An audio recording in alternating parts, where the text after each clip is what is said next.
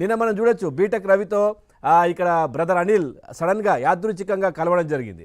మొన్న బెంగళూరు ఎయిర్పోర్ట్లో మీ పార్టీ అధినేత చంద్రబాబు నాయుడు గారితో డీకే శివకుమార్ గారు సడన్గా అప్పటికప్పుడు అనుకోకుండా ఎయిర్పోర్ట్లో కలవడం జరిగింది. అట్లాగే షర్మిల గారు ఏదైతే లోకేష్ గారికి ట్వీట్ చేయడం జరిగింది, క్రిస్మస్ గిఫ్ట్ పంపించారు. సో ఇప్పుడు షర్మిల ఏపీకి రాబోతున్నారు. అసలు ఏం జరుగుతుంది సార్?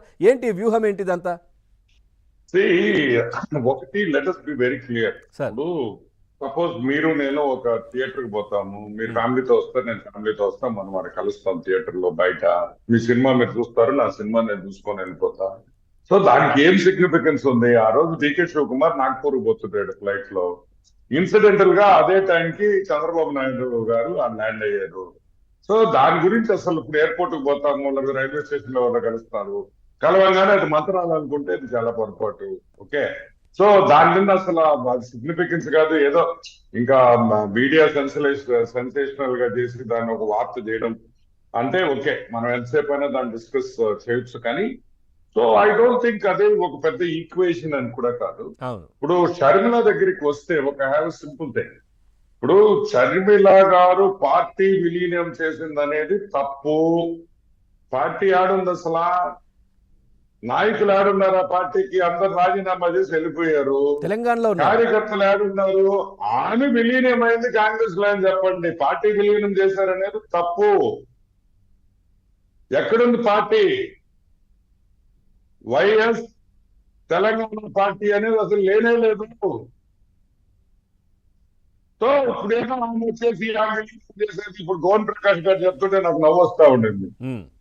ఇప్పుడు సడన్ గా రాహుల్ గాంధీ గుర్తొచ్చాడు. 12 ఏళ్ల తర్వాత వాళ్ళ నాన్న చెప్పాడు రాహుల్ గాంధీని ప్రధాన మంత్రి చేయాలనే విషయం ఇప్పుడు 12 ఏళ్ల తర్వాత గుర్తొచ్చింది షర్మిలమ్మకి. ఏందండి ఈ డ్రామాలు? ఊరికే వాళ్ళు వచ్చి మైకుల ముందర మాట్లాడుతూ పోతా ఉండి ఏమైనా అర్థం ఉందా?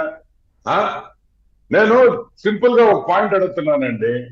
ఈ రోజు షర్మిల గారిని స్ట్రైట్ ఫార్వర్డ్ క్వశ్చన్ ఒకటి, మీ అన్న మీద పెట్టిన కేసులు ఆ రోజు కాంగ్రెస్ పార్టీ కావాలని పెట్టింది, దుర్మార్గంగా పెట్టారు అని మీరు 100 సార్లు మాట్లాడింది స్పీచెస్ లో.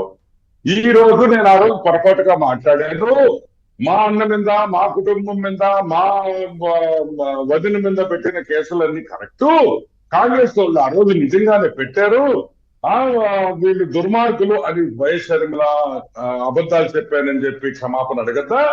ఆంధ్ర రాష్ట్ర ప్రజలకి షర్మిల గారు నేను తప్పు మాట్లాడాను, నన్ను క్షమించండి, ఈ కేసులన్నీ కరెక్ట్, మా అన్న మీద పెట్టిన సిబిఐ సిఐడి కేసులన్నీ వాస్తవం, ఆ రోజు కాంగ్రెస్ పార్టీ సోనియా గాంధీ రాహుల్ గాంధీ పెట్టలేదు అని చెప్పద్దా అని అడుగుతున్నా. చెప్పమని చెప్తారేమో సార్, ఇప్పుడే కదా విలీనం చేసింది, మళ్ళీ ఏపీకి బాధ్యతలు అప్పగించిన తర్వాత మాట్లాడతారేమో, ఇంకా ప్రెస్ మీట్ పెట్టలే కదా. ఇప్పుడేందండి ఆ వచ్చి మాట్లాడేది?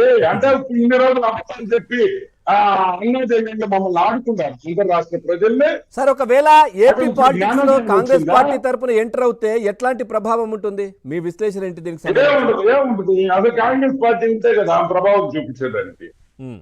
నేను ఇంకోటి కూడా అడుగుతున్నాను మిమ్మల్ని, సింపుల్ పాయింట్. ఇప్పుడు మీరు ఆన్సర్ ఇండి, నేను ఆన్సర్ ని, మీరు ఇది పార్టిసిపెంట్. మొన్న వరకు కోడలు అనింది, ఇప్పుడు కూతురు అంటదా?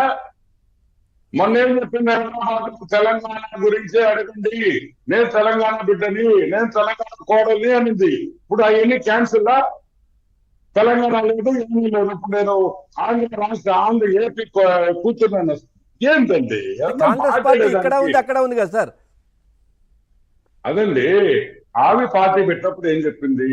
నేను కోడల్ని, కూతుర్ని కాదు, నాకు ఏపీతో సంబంధం లేదు, ఏపీ క్వశ్చన్స్ ప్రెస్ మీట్ లో అడగొద్దు, నేను ఓన్లీ తెలంగాణ గురించి ఆన్సర్ చేస్తాను అనింది. అంటే ఎందుకు వీళ్ళు ఇష్టమా?